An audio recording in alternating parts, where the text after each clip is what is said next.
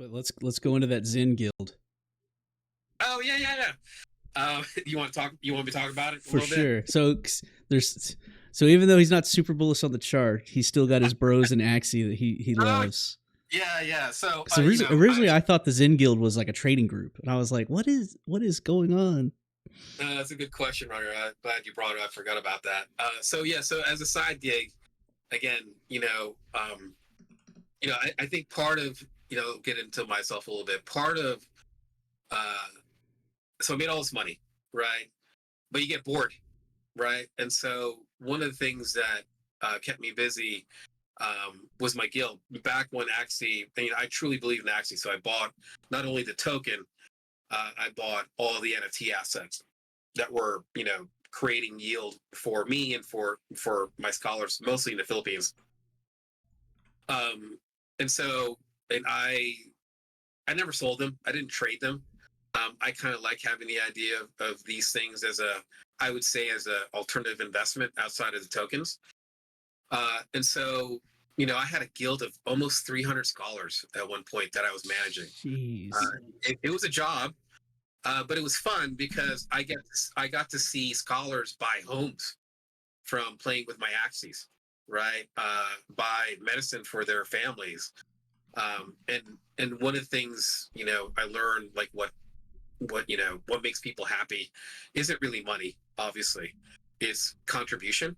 And so it was nice for me to do what I wanted to do, not what a job told me to do, and help people halfway across the world, in just having a basic life. So so that was really fulfilling for me, to see everyone kind of profit, and we've all profited.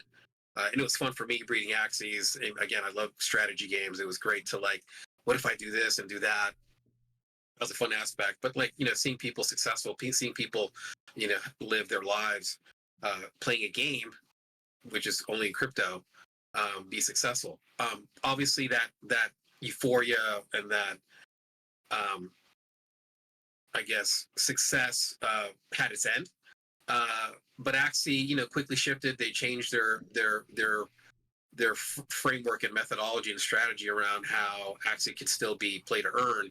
So I kept my assets, I kept my land, and so Axie now has weekly contests, and there's a few folks that know how to play the game, Axie Homeland, and I've got a bunch of land, um, that people use, and they play it, and they still make enough money to provide for their families.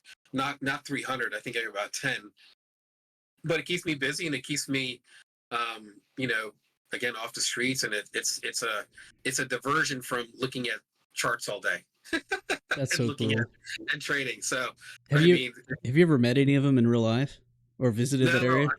I haven't. I've seen photos of them because I would, like, give them bonuses. I'm like, yo, treat yourself to some, like, it's a place called Uni Wings. It's unlimited wings, it's called. And so I'm like, listen, you guys get a bonus.